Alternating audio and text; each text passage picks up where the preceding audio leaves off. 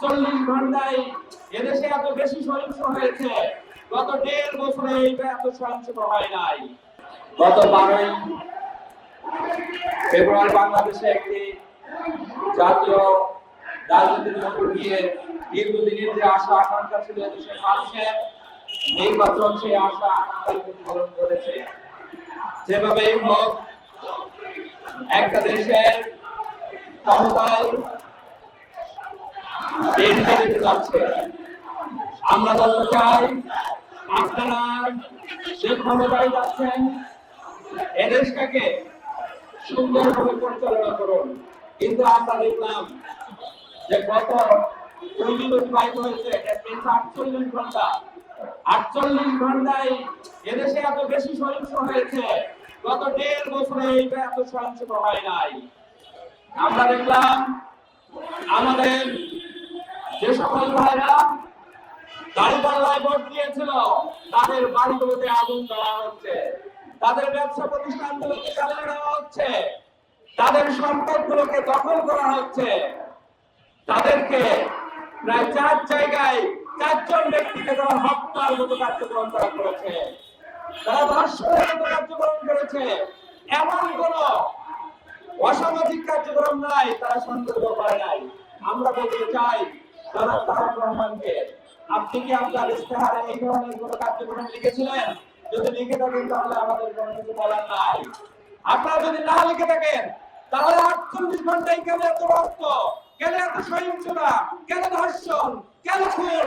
এই জাতি আপনাদের কাছে জানতে চাই, এই জাতি আজকে বুঝতে চাই যে আসলে আপনারা এই বাংলাদেশ থেকে কোন দিকে নিয়ে যেতে চান।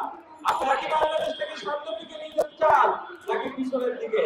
আমরা দেখেছিলাম বিগত সময়ে শেখ হাসিনা ঠিক যেমন ভাবে মানুষদেরকে হত্যা করত, বাড়িতে আগুন দিত, ব্যবসা প্রতিষ্ঠানে আগুন দিত, দখল করত, চাঁদাবাজি করত, দুর্নীতি করত, ঠিক তেমনিভাবে আপনারাও সেই ধরনের কার্যক্রম শুরু করেছেন। আমরা এই ধরনের কার্যক্রমকে তীব্র নিন্দা ও প্রতিবাদ জানাচ্ছি। এর মাধ্যমে যদি না শেষ হয়, আপনারা জানেন এখানে কিন্তু জুলাইয়ের যুদ্ধটা এখনো আছে, এদেশের তরুণরা কিন্তু এখনো বেঁচে আছে, দেশের ছাত্র সমাজ কিন্তু এখনো জীবিত আছে। সুতরাং তারা যদি আবার জাগ্রত হয়, তারা যদি আবার বিস্মৃত হয়, এই বিস্মৃত লাভার আগুন কিন্তু আপনারা সইতে পারবেন না। সুতরাং আপনারা এই ধরনের কার্যক্রম থেকে আপনারা নিজেদেরকে বিরত রাখুন। আমরা আবার একটা জিনিস দেখতে পেলাম যে আবারও সেই স্থান হোটেলে নতুন নতুন সংবাদ সম্মেলন, সেখানে সাংবাদিকদের একটা অংশ নানান ধরনের তেলবাজি শুরু করছে। এই দেশে এতগুলো রক্ত ঝরছে, এতগুলো ধর্ষণ করছে, এই ধরনের রক্তকর্ম চলছে, সেখানে এই ধরনের পরিবেশটা আমরা দেখতে পাই না।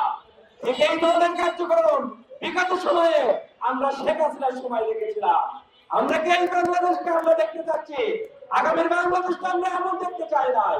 আমরা একটি পরিবর্তনের বাংলাদেশ দেখতে চাইছিলাম, কিন্তু আমরা সেই ধরনের বাংলাদেশ দেখতে পাচ্ছি না।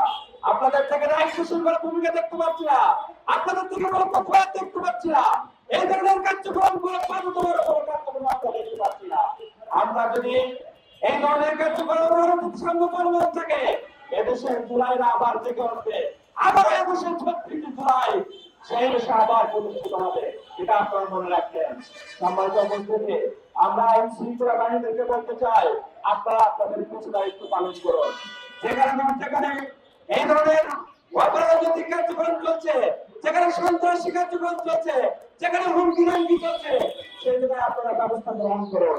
আপনারা যদি করবেন নাই, পুলিশের মতো যে ব্যবস্থা যদি আবার সেইটা ব্যবস্থা করতে চান, সে করবেন নাই যদি করো, সেই শেখ হাসিনার প্রশাসনের উপর দ্রুত হতে চান, তাহলে দেশের মানুষ কিন্তু বসে থাকবে না। তখন দেশের মানুষ তাদের যা যা করা দরকার তারা তাই করবে। সুতরাং এই ধরনের কার্যক্রম থেকে দেশের মানুষ মুক্তি চায়, এদেশের কার্যক্রম থেকে দেশের মানুষ স্বাধীনতা পেতে চায়, এদেশের কার্যক্রম এই ধরনের কার্যক্রম থেকে এদেশের মানুষ শান্তি পেতে চায়।